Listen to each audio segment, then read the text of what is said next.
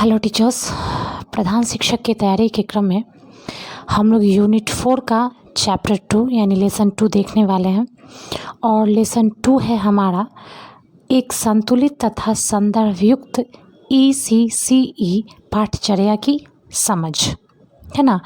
अब पिछले क्लास में हम लोग देखे हुए थे ECCE की आवश्यकता क्या है, उसका महत्व क्या है, लेकिन आज का क्लास है ECCE की पाठचर्या का समझ क्या और कैसे वो संदर्भयुक्त और संतुलित हो सकता है, किया जा सकता है, इसके बारे में। यानी कि बच्चों की प्राथमिक शिक्षा में जो बच्चों का देखभाल और शिक्षा है वो कैसे संतुलित हो और संदर्भित हो, इसके बारे में देखते हैं। तो चलिए शुरू करते हैं क्लास।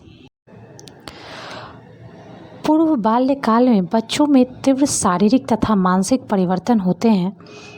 ये सब चीज़ बताया जा चुका है कि 6 साल तक जो बच्चों का मस्तिष्क का जो विकास होता है बहुत तेज़ गति से होता है। चाहे बच्चों में भाषाई विकास करना हो, उसका सामाजिक विकास करना हो, या उसका मानसिक विकास हो या शारीरिक विकास हो, वो काफ़ी तेज़ी से होता है 0 से लेकर के 6 साल तक, यानी जन्म से 6 साल तक काफ़ी तीव्र गति से होता है और काफ़ी परिवर्तन भी होता है। ECCE की पाठचर्या का निर्माण इस प्रकार होना चाहिए जो बच्चे के शारीरिक एवं मानसिक परिवर्तनों के अनुरूप हो। सरकार द्वारा बच्चों के कल्याण के लिए राष्ट्रीय शिक्षा नीति के पश्चात विभिन्न ECCE कार्यक्रम प्रारंभ किए हैं। अब इसी ECCE कार्यक्रम के तहत जो हम लोग का ट्रेनिंग FLN वगैरह वाला आप कर भी रहे होइएगा। FLN जो है सो उसी के अंतर्गत आता है और उसी के अंतर्गत अलग अलग प्रोग्राम भी लाया जा रहा है, जैसे बुनियादी साक्षरता जिसको बोलते हैं, तो उसके संबंध में। तो ECCE के लिए एक संतुलित तथा संदर्भित पाठचर्या में निम्नलिखित पाठ्यक्रम को शामिल करना चाहिए जिससे बच्चों का शारीरिक, मानसिक और सृजनात्मक विकास हो सके, है ना। तो ECCE के लिए संतुलित और संदर्भयुक्त पाठचर्या जो हो उसके लिए बच्चों का क्या क्या चीज़ शारीरिक, मानसिक, सामाजिक, भावनात्मक, सृजनात्मक सब विकास होना चाहिए। और कैसे होगा? जब पाठ्यक्रम में स्वच्छता को जोड़ा जाएगा, है ना। तो पहला पॉइंट आता है स्वच्छता, जो कि एक संतुलित और संदर्भयुक्त ECCE प्रोग्राम को बना देता है। पाठ्यक्रम में स्वच्छता को शामिल करना आवश्यक है।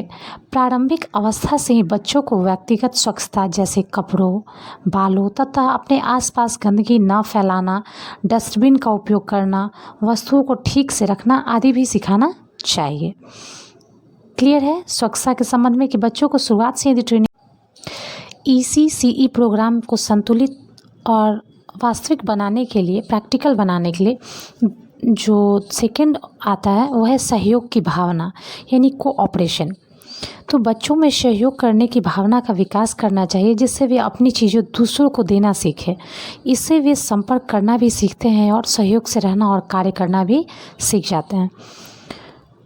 तीसरा पॉइंट जो आता है ECCE का वो है हस्त कौशलों का विकास, यानी डेवलपमेंट ऑफ हैंड स्किल्स।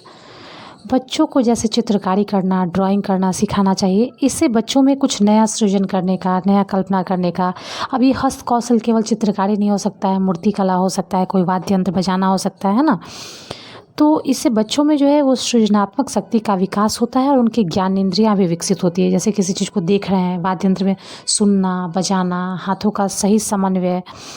इसके अलावा चित्रकारी करने से मोटर स्किल डेवलपमेंट हो जाता है। बच्चे का जो अंगों का सही ढंग से, हाथों के अंगों का, उंगलियों का सही ढंग से विकास भी अच्छे से होता है। तो ये हस्त कौशल का विकास भी आवश्यक है ताकि वो अपने प्रैक्टिकल लाइफ में जब जाए तो बच्चों को कोई परेशानी नहीं हो, आसानी से वो अपने हस्त कौशलों का उपयोग कर सके। तो अभी तक हम लोग 3 पॉइंट देखे हैं ECCE को किस तरह से संतुलित और संदर्भ युक्त बनाया जा सकता है। तो स्वच्छता को ऐड करके, सहयोग की भावना को ऐड करके, हस्त कौशलों का विकास करके। अब उसी में 4th नंबर पॉइंट आता है संप्रेषण, है ना, जिसको हम लोग कहते हैं कम्युनिकेशन। तो बच्चों को संप्रेषण पर ध्यान देना चाहिए, विशेषकर शब्द भंडार में वृद्धि का प्रयास करना चाहिए, है ना। बच्चा जितना ज़्यादा अपने शब्द में वृद्धि कर पाएंगे, जितना ज़्यादा वार्तालाप करेंगे, उतना ही उनके शब्दों में वृद्धि होगी। तो एक संप्रेषण कौशल भी होता है, सही ढंग से किसी चीज़ को उच्चारित करना, बोलना। 5th नंबर पॉइंट आता है भाषाई एवं गणित कौशल, लैंग्वेज एंड मैथ्स स्किल। तो बच्चों को भाषाई कौशल तथा गणित कौशलों से ही प्रारंभिक बाल्यकाल की शिक्षा प्रदान करते समय ही परिचित करा देना चाहिए। कि अच्छा ये जो भाषाई कौशल हो गया, जैसे बोलना, लिखना, सुनना, ये सारा चाहे वो अनुकरण करके सीखें, नकल करके सीखें या प्रतियोगी के द्वारा सीखें। तो संचार एक महत्वपूर्ण कौशल है। बच्चे संचार माध्यम जैसे टेलीविज़न हो गया, इंटरनेट हो गया, तो इनके माध्यम से ही भाषा और गणित कौशल का विकास होता है। बच्चे के भाषा के माध्यम से ही अपने विचारों को व्यक्त करते हैं। अतः ECCE परियोजना के अंतर्गत छात्रों के लिए ऐसा पाठ्यक्रम बनाना चाहिए